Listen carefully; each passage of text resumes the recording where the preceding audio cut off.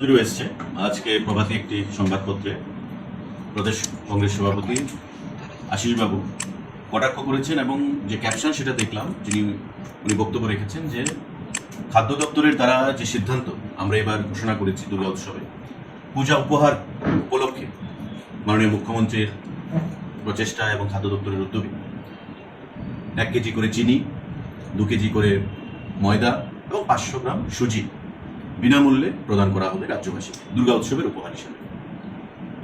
বিগত বছর পর্যন্ত সারা রাজ্যে শুধুমাত্র যারা priority group PG card holder ration শপে তাদেরকে এবং বিপিএল যারা তাদেরকে সেই সুযোগ সুবিধা দেওয়া হতো, কিন্তু সাবসিডাইজ রেটে দেওয়া হতো, বিনামূল্যে দেওয়া হয়নি।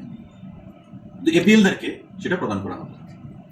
কিন্তু বর্তমানে আমরা সিদ্ধান্ত নিয়েছি যে সারা রাজ্যে 9,83,000 যে রেশন কার্ড হোল্ডার আছে, সারা রাজ্যের এপিএল বলুন, বিপিএল বলুন, প্রায়োরিটি বলুন, অন্তোদয় বলুন, টোটাল 9,83,000 রেশন কার্ড হোল্ডার আছে।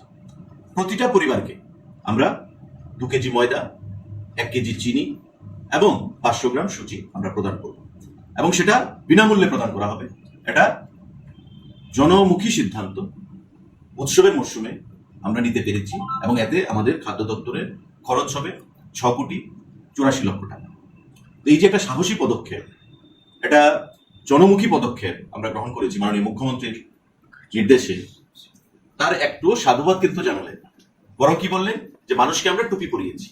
তা আপনাদের মাধ্যমে আমি যেটা বলবো যে আজকে এই যে সিদ্ধান্তটা আমরা গ্রহণ করেছি খাদ্য দপ্তরের তরফ থেকে, সরকারের তরফ থেকে, মুখ্যমন্ত্রী প্রচেষ্টায়, প্রতিটা পরিবার এই যে 9,83,000 রেশন কার্ড, তার প্রতিটি পরিবারের বিশেষ করে মায়েরা যারা আছেন, মহিলারা যারা আছেন, তারা খুশি হয়েছে, কারণ এই যে জিনিসগুলো পুজোতে তারা ব্যবহার করতে পারবে। এবং আই এম শিওর যে আশিস বাবুর ঘরে আশিস বাবুর পত্নীও তাতে সহমত পোষণ করেছে, তাকে